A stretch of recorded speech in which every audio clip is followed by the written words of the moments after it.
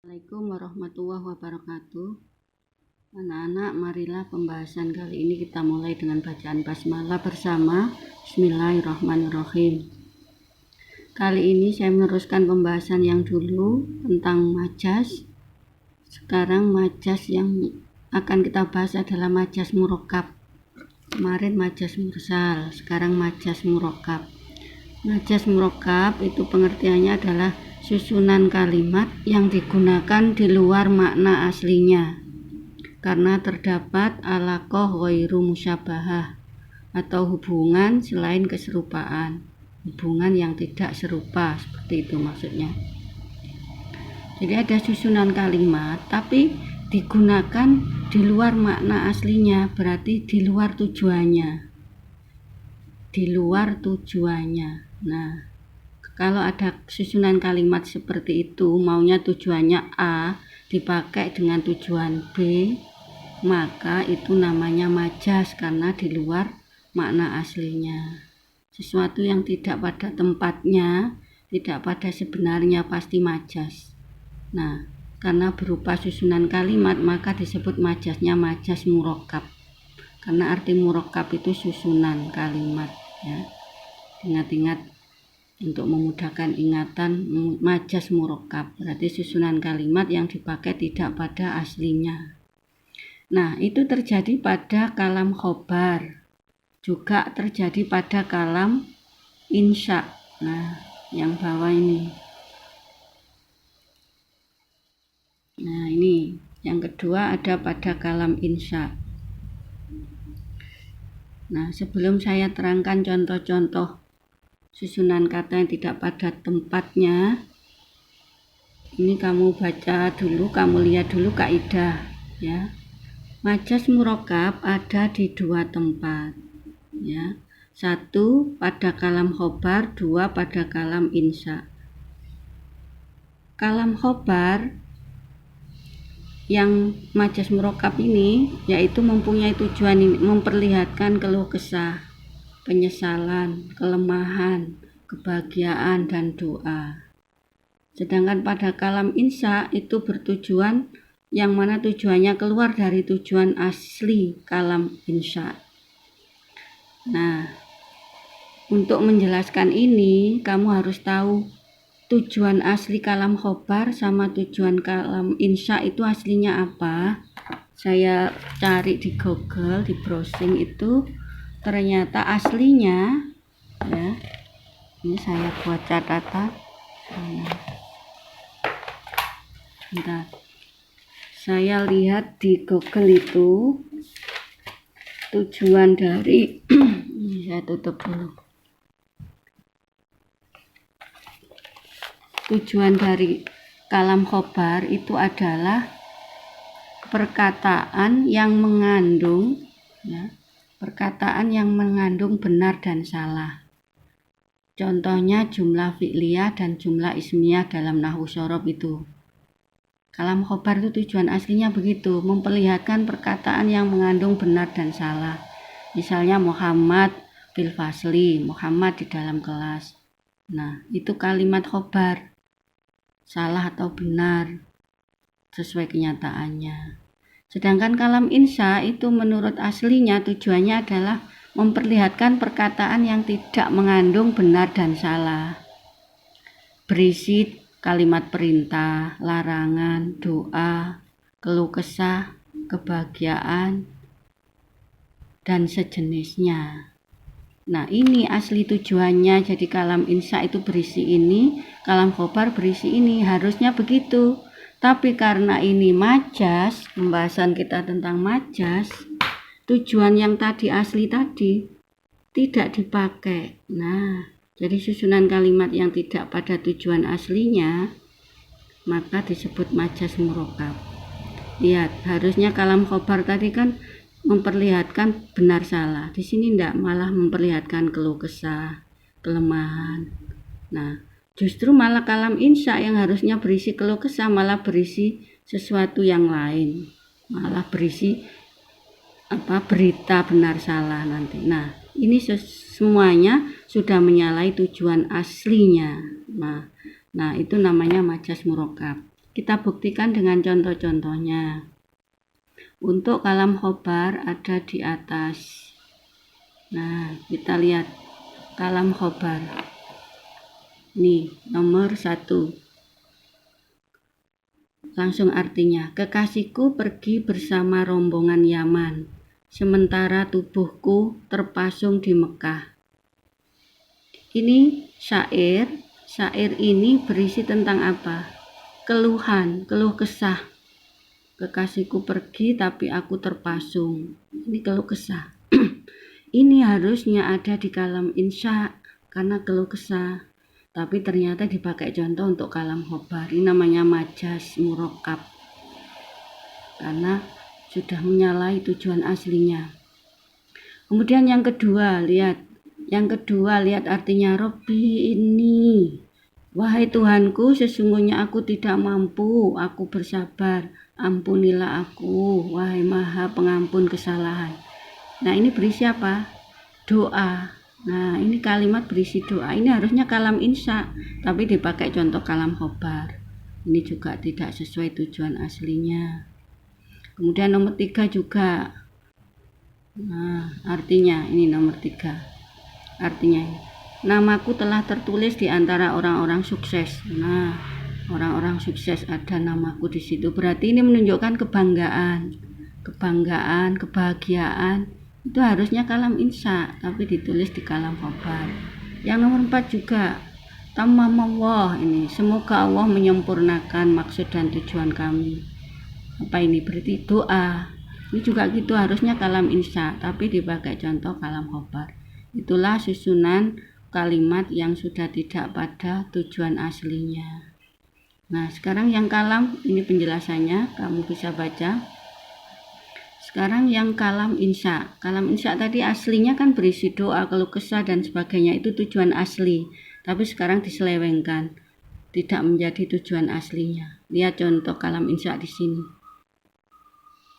Nah, barang siapa mendustakan aku dengan sengaja. Nah, falyatabawa. Ini ada fa-nya dalam amarnya. Ini harusnya maka hendaklah ia menempati tempatnya di neraka. Ini kan aslinya kalimat ini harusnya diletakkan di kalam khobar, berbunyi nih seperti pengumuman, seperti berita kan, barang siapa mendustakan aku dengan sengaja ia menempati tempatnya di neraka. Nah, ini harusnya kalam khobar tapi diletakkan di kalam insya, contoh ini. Nah, ini namanya susunan kalimat yang tidak pada makna sebenarnya, tidak pada tujuan sebenarnya, dibolak-balik. Namanya ini majas karena tidak pada tujuan aslinya. Itulah kalam murakkab atau kalam insya yang termasuk majas murakkab. Nah, selanjutnya sudah paham tentang majas murakkab, terdiri dari kalam khobar dan kalam insya. Saya lanjutkan dengan majas berikutnya, yaitu majas asli, majas akli. Pengertian majas akli, ini contoh-contoh. Pengertiannya ada di bawah. Lihat pengertiannya dulu. Nah, ini. Sini ya. Majas akli adalah menyandarkan fiil atau kata kerja atau yang semakna dengannya kepada lafal yang menurut keyakinan pengucapnya bukan sandaran sebenarnya karena ada alaqah atau hubungan tertentu. Titik. Itu pengertiannya. Nah, ada keterangan di sini. Adapun yang semakna dengan fiil meliputi. Nah, semakna dengan fiil itu dari kata ini, pengertian ini ya. Nah, menyandarkan fiil atau yang semakna dengannya dengan fiil. Apa saja sih yang semakna dengan fiil ini? Bisa terdiri dari isim fiil. Isim fiil itu bermakna fiil. Masdar juga, isim fa'il, isim maf'ul, sifat musyabahat, isim mansub, sigot mubalaghah, isim tafdhil, dzaraf zaman, dzaraf makan dan jar majrur. Ini semua ada di nahwu shorob, ada di nahwu shorob ya, betul. Shorobnya ada, nahwunya ada. Nah, ini semuanya bermakna fiil. Ini teman-temannya fiil. yang semakna fi'il. Ini kalau disandarkan pada lafal yang menurut keyakinan pengucapnya bukan sandaran sebenarnya. Nah, kalau terjadi seperti itu namanya majasnya majas akli. Jadi masalah menyandarkan fi'il tidak pada tempatnya. Jadi majas itu sesuatu yang tidak pada tempatnya, tapi ini fi'il. Nah, penyandaran majazi namanya, yaitu penyandaran kepada sebab fi'il, waktu fi'il, tempat fi'il, atau masdarnya. Atau penyandaran isim ini ya, bukan isim mabni fa'il kepada maf'ulnya, atau isim mabni maf'ul kepada fa'ilnya. Jadi penyandaran fi'il yang tidak pada tempatnya itu bisa terdiri dari ini. Penyandaran pada sebab fi'il, nanti ada contohnya. Pada waktu fi'il penyandarannya. Ini semua ada contohnya. Nah, kita lihat satu-satu. Contohnya ada di atas.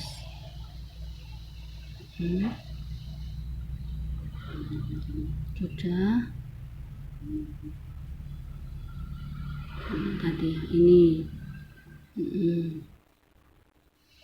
Yang satu. Saya ambil. Iya, nih. Nomor 1. Nah, nomor 1. Fahuwa fi isyatir radiyah. Nah, ini Al-Qari'ah ayat 7. Maka dia berada dalam kehidupan yang memuaskan. Awas, ini majas akli.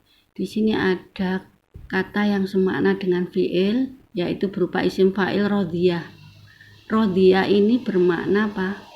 Memuaskan atau senang. Senang kan fi'il, kata kerja. Nah, semakna dengan fi'il, berarti bermakna kata kerja. Tapi dia isim fa'il. Nah, ini kata yang semakna dengan fi'il disandarkan pada isyatin.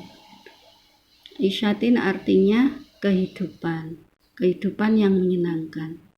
Ini kalau kita lihat, berarti yang menyenangkan itu atau yang memuaskan itu adalah kehidupan. Coba dipikir, masa kehidupan yang merasa senang, masa kehidupan? Harusnya yang merasa senang itu orangnya, yaitu orang yang berada dalam kehidupan, bukan kehidupannya. Nah, itulah makna yang seharusnya, tapi tidak ditampilkan di sini. Nah, kalau ada fi'il atau yang semakna dengan fi'il, kemudian disandarkan pada kata yang bukan sebenarnya, itu namanya majas akli. Nah, ini dia. Kemudian nomor 2, banjir yang dipenuhi. Coba dipikir, banjir dipenuhi. Nah, masa harusnya kan lembah yang dipenuhi dengan banjir, air gitu kan? Tapi kenapa banjir yang dipenuhi? Banjir itu bukan tempat. Nah, ini juga begitu, penyandaran kata dipenuhi tidak pada yang sebenarnya. Harusnya pada kata lembah.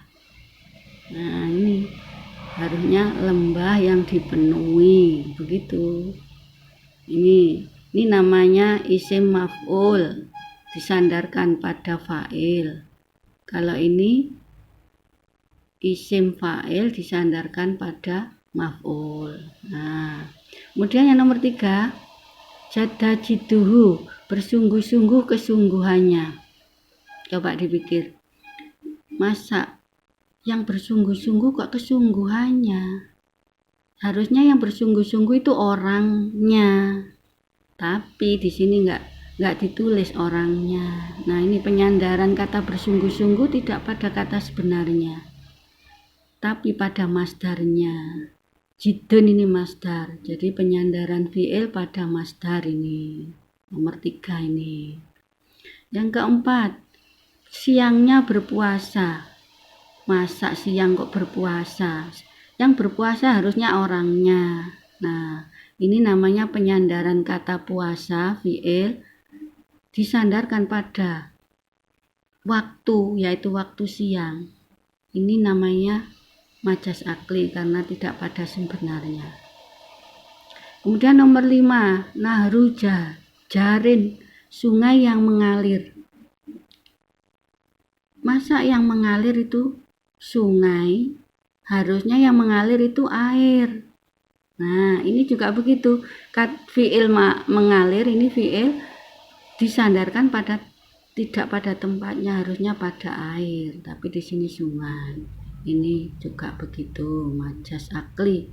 Nomor 6, gubernur membangun kota. Nah, masa gubernurnya sendiri dia membangun sendiri kota sendirian, mampu enggak mungkin. Pasti yang membangun itu pegawai-pegawainya dibantu oleh para pekerja dan sebagainya. Nah, penyandaran kata membangun itu tidak pada tempatnya, harusnya pada pegawai-pegawai gubernur. Ini juga majas akli. Ini penyandaran kata bana fi'il kepada fa'il, tapi tidak pada sebenarnya, ini pada penyebabnya. Jadi penyebabnya gubernur yaitu para pegawainya, harusnya kepada pegawainya, tapi ini gubernurnya yang ditampilkan. Gubernur ini penyebab ya, jadi penyandaran fi'il pada penyebabnya. Nah, sudah, masih ada lagi kita contohnya. Sudah enggak ada. Ini pembahasannya yang di bawah ya.